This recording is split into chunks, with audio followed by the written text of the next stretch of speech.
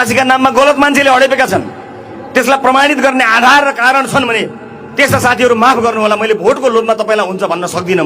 बरु म 2 vote 4 vote घटाउन म हार्न तयार छु, छुट्टो बाचा चाहिँ गर्दिनँ।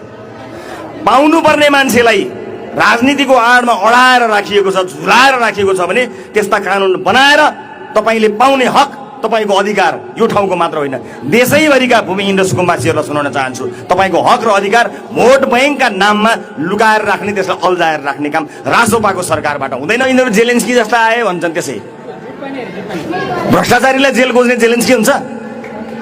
भ्रष्टाचारको फाइल खोल्छु भन्ने मान्छे जेलेन्स्की हुन्छ? सुशासन कायम गर्छु भन्ने जेलेन्स्की हुन्छ? ल हुन्छ भने होस्, त्यही ठिक छ। तर हामी विधि र विधान मान्छौँ, कानुनी राज्यको स्थापना गर्छौँ, नियम र कानुनको अधीनमा सबलाई ल्याउँछौँ। को ठुलो को सानो, हैसियत हेरेर, अनुहार हेरेर, जात हेरेर, धर्म हेरेर, लिङ्ग हेरेर राज्यको संरचनाहरूमा, राज्यका निकायहरूमा पहुँच हुने र नहुने यो दिनको अन्त्य गरेरै छोड्छौँ तपाईँको मतको बलमा। त्यति चाहिँ हामी गर्न सक्छौँ। यहाँ भूमिहीनहरूको कुरा पनि आउँछ। पनि पुराना पार्टीको नेताले आफ्नो बनाए अरे। पुराना पार्टीकाले सरकारी जमिन आफ्नो बनाएका छन् भने तिनीहरू जिउँदै छन् भने जिउँदै हुँदै स्वर्गीय भइसकेका छन् भने पनि स्वर्गीय भए पनि फरक पर्दैन। सरकारी जमिन सरकारको हुन्छ, फिर्ता हुन्छ।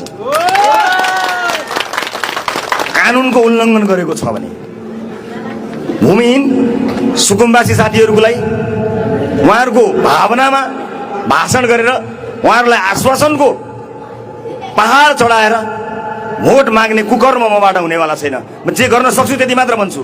कानुनले दिएको अधिकार तपाईँबाट खोसिन्न।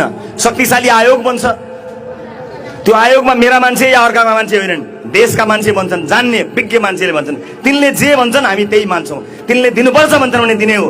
ती कुनै पार्टीका कार्यकर्ता हुनेवाला छैनन्, कसैका कारिन्दा हुनेवाला छैनन्, कसैको आदेश तिनले सुन्दैनन्।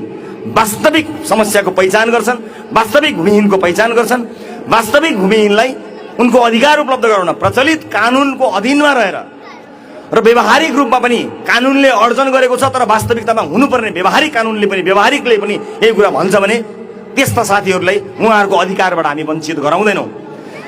हामी गर्छौँ के भने 30औं वर्षसम्म भूमिहीन र सुकुम्बासीका नाममा उनीहरूको भोट पाउने आशमा आश्वासन बाँड्ने युगलाई 5 वर्षको स्थायी सरकार भयो भने एकै पटकमा सबै यो सटर बन्द गर्छौँ। जे सत्य हो त्यही गर्छौँ। बसोबास गैर कानुनी छ, मिचिएको छ, सुकुम्बासीका नाममा गलत मान्छेले हडेपेका छन्, त्यसलाई प्रमाणित गर्ने आधार र कारण छन् भने